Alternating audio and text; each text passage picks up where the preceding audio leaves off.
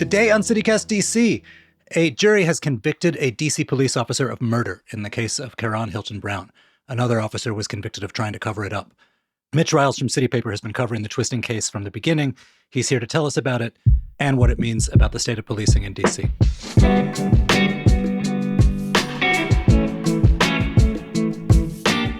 It's Monday, January 9th, 2023. I'm Michael Schaefer, and this is CityCast DC.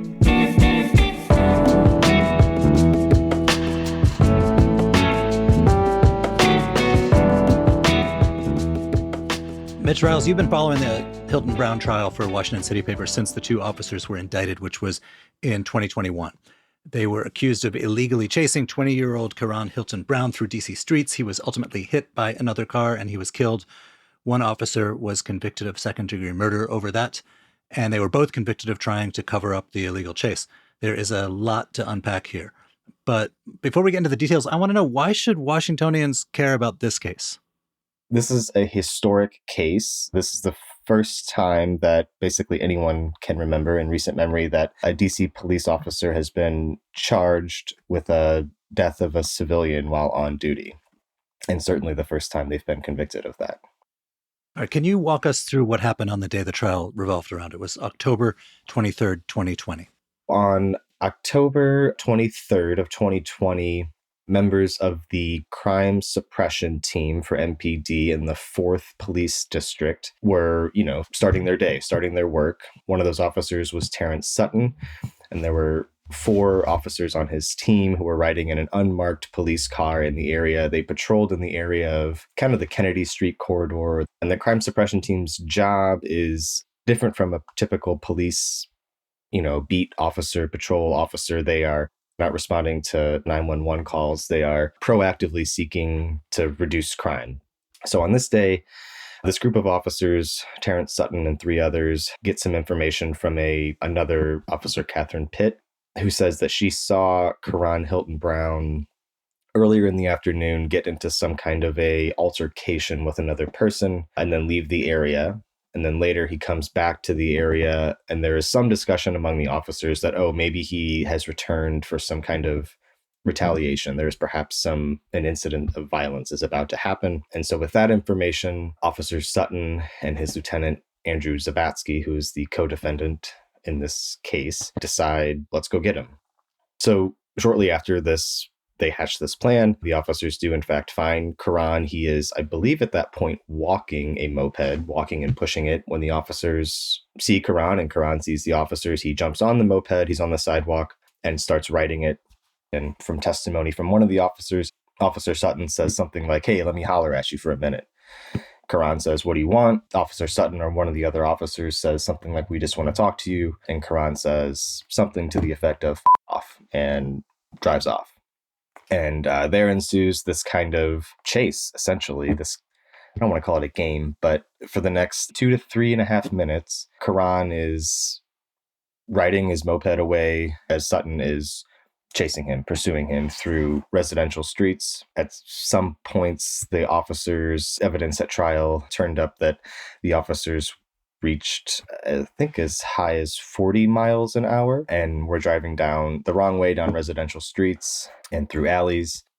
You can hear at some points in some of the videos played during trial, they kind of cobbled together the whole chase with a combination of body camera video and residential home surveillance cameras. And there's one particular clip in my mind. The view is from a home on a residential street of row houses, and you see the moped drive by, and then you see the police car just fly by, and you can hear the engine roar because he's accelerating, and then you hear he goes out of the screen, but you hear the tires screech as he brakes very suddenly. And that kind of, for me at least, emphasized how quickly he was going and how frantic this pursuit was.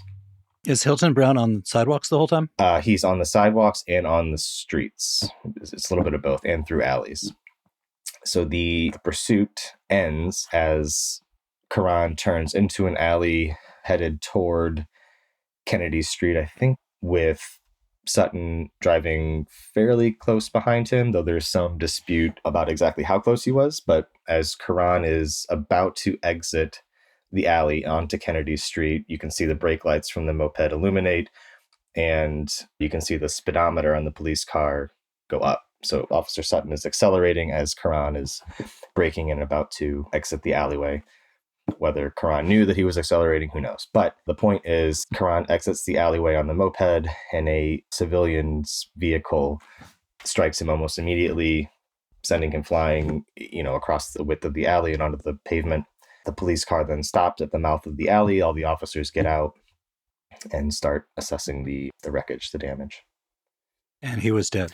I don't think he was pronounced dead until several hours later in the hospital, but he had a severe head injury. There was blood gushing out of his head. There was also evidence from the paramedic that he vomited, which vomiting is indication of a very severe head injury, according to the paramedic.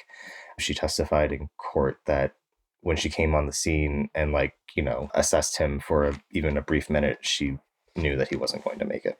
So the officers are indicted and the trial begins 2 years later, 2002. Right. Let's fast forward to that. It lasted a long time. Why? Trials generally take a long time, especially murder trials. But in this case, there were several motions and arguments going back and forth before they even picked a jury and started the official trial.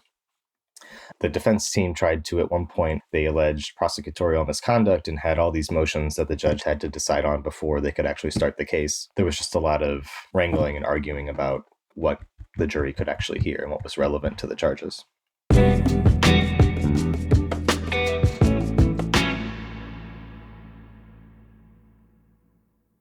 You were in the courtroom for the whole trial, right? Most of the trial. I wasn't able to make the entire thing. So paint the scene for us. The judge, the family, the lawyers wrangling with each other. Yeah. The trial took place in the U.S. District Courthouse at the foot of the Capitol building. The judge is Paul Freeman. The lawyer for Terrence Sutton is Michael Hannon.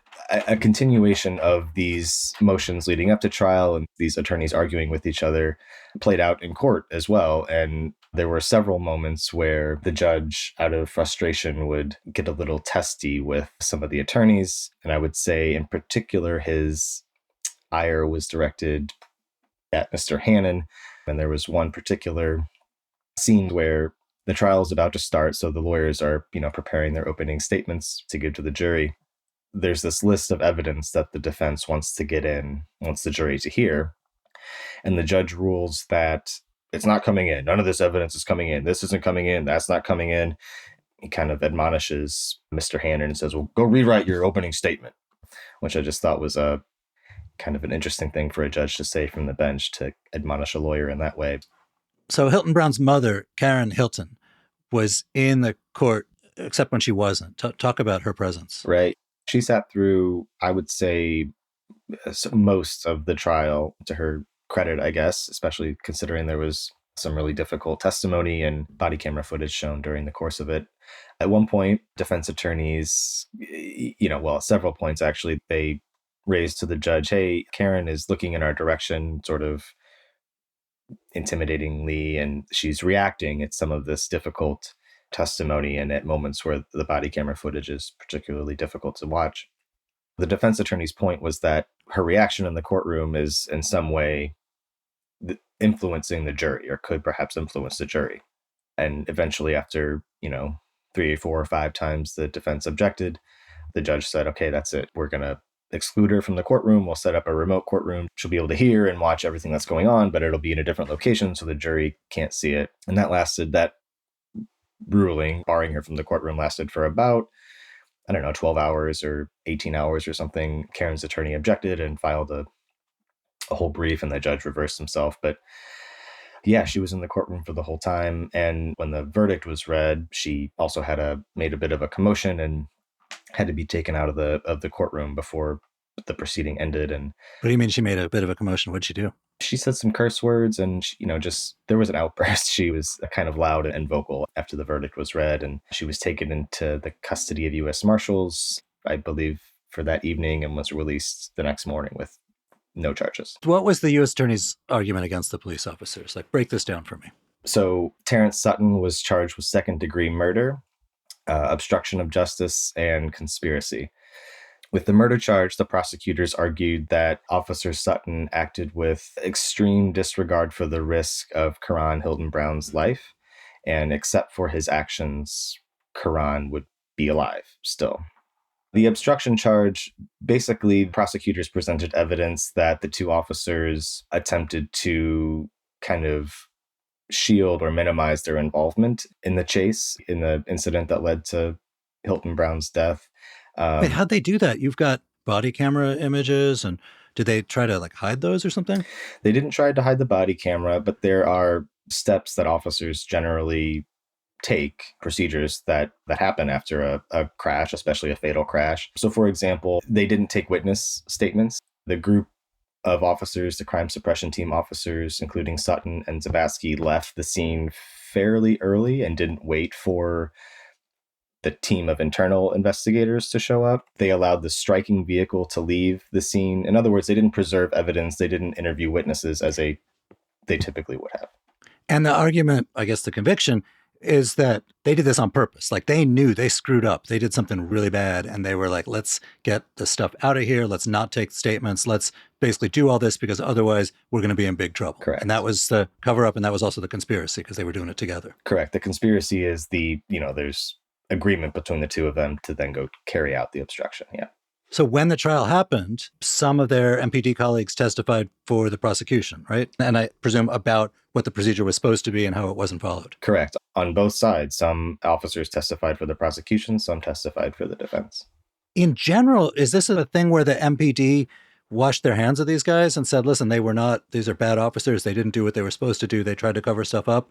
Or were they, and I'm speaking officially about the MPD, not about the rank and file, or were they backing them up? That's a good question. Did they get fired? They are fired, yeah. Well, now they are fired with the conviction. But they weren't fired before the conviction. They weren't immediately fired. They were on some kind of pending leave status. I think it's notable that Assistant Chief Wilfredo Manlapaz, he's a high-ranking officer and is in charge of the Internal Affairs Bureau, which, investigates things like this, fatal vehicle crashes and uses of force, came in and testified on behalf of Sutton and talked about what a great officer he is, how he was part of a team that reduced crime in the 4th District and is, just overall a good cop, a good officer.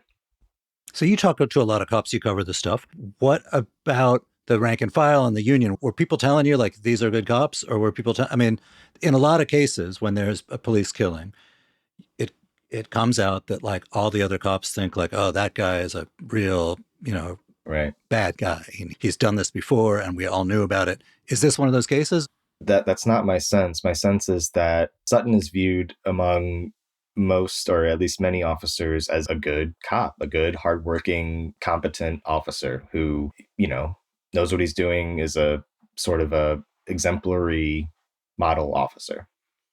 So can we talk about defense strategy for a second? Because, their line, the line of supporters of these cops was, look, here's a guy, he's riding his moped on the sidewalk, he's speeding in traffic to evade police, he gets hit by a car. And how is that the cop's fault? What did jurors make of that argument? They didn't buy it, clearly. In closing arguments, you kind of cut right to the heart of it. Mr. Hannon, the attorney for Officer Sutton, sought to focus on Karon and his state of mind and the fact that, from Hannon's perspective, Karon's actions were reckless and caused his own death. And if not for him driving recklessly, if he had worn a helmet, if he hadn't ran from the cops, perhaps he would be alive. And he was also doing stuff that endangered civilians on the sidewalk. Yes, yeah, that's true. So Hannon told the jury to focus on Karon and his actions. The prosecutor told the jury to focus on Sutton and his actions, which is, what the law requires them to do. It doesn't really matter what Karon was thinking. It matters what Sutton was thinking because he's the one accused of murder. But so DC has, and this makes a lot of sense if you step back and think about it, basically a no chasing rule. There's only a very small number of circumstances where you can do a high-speed chase. Right. Look, it's an urban, dense area, and we've decided, look, it is not worth the cost and danger to people and property for engaging in high-speed chases outside of a clear and present danger kind of situation. Can you break down this rule for us? Yeah, so the pursuit policy essentially says that officers may not engage in vehicle chases except for in very limited circumstances, which is essentially if they're chasing someone who they know is like really dangerous and is presenting an immediate threat to officers or the public. And in order to engage in a vehicle chase, the rules say that officers must call in to their supervisor, describe the scenario which they think justifies the chase. The supervisor has to okay it, and then they monitor it the entire time, and they can call it off then at any time.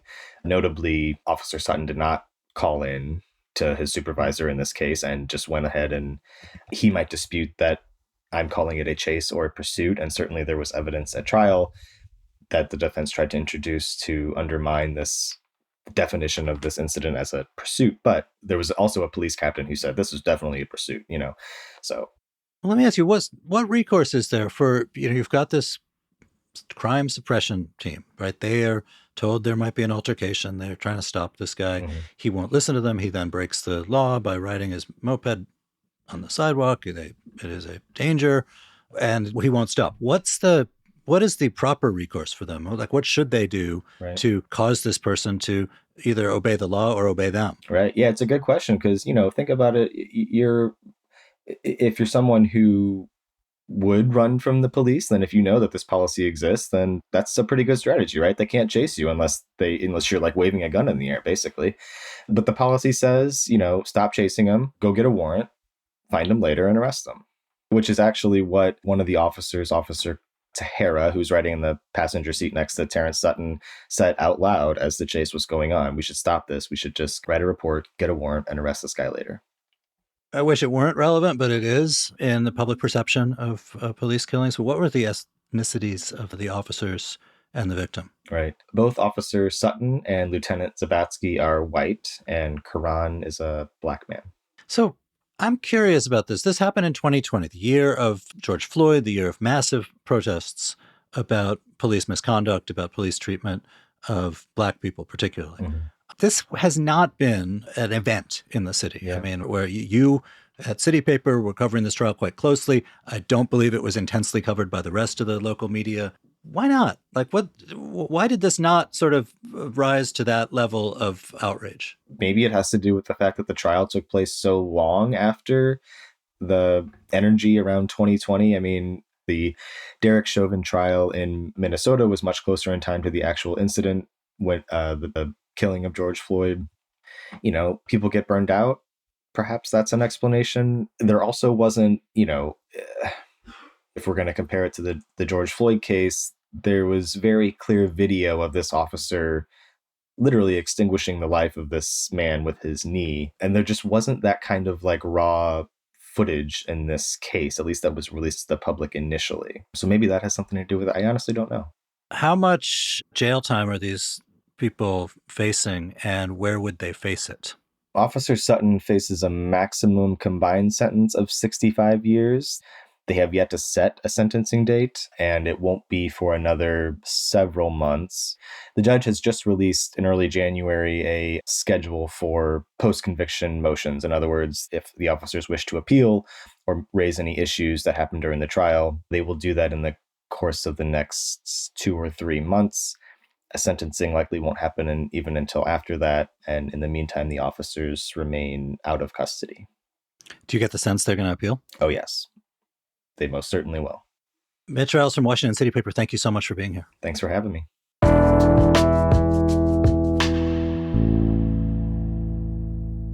And before you head out, here is some quick news. A mobile grocery truck called Curbside Groceries has started parking in the Bellevue neighborhood of Southeast D.C. on Wednesdays, Thursdays, and Saturdays. It is there to fill the gap that was left after Good Foods Market, which is the only grocery store in the area, stopped selling produce back in November. Meanwhile, Alexandria is considering implementing a no turn on red rule at a few intersections as part of an effort to clamp down on crashes. The city says that since 2016, over a dozen people have been injured while walking on Patrick Street and Henry Street in Old Town. And lastly, DC unemployment is the lowest it's been since the late 1980s. That's according to a new report from the city. Fewer than 5% of Washingtonians are out of work right now.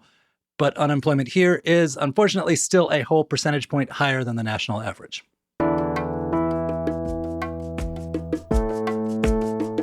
That's all for today here on CityCast DC. I'm Michael Schaefer from Politico. If you enjoyed the show, tell a friend and leave us a review on whatever podcast app you use. We'll be back tomorrow morning with more news from around the city. Bye.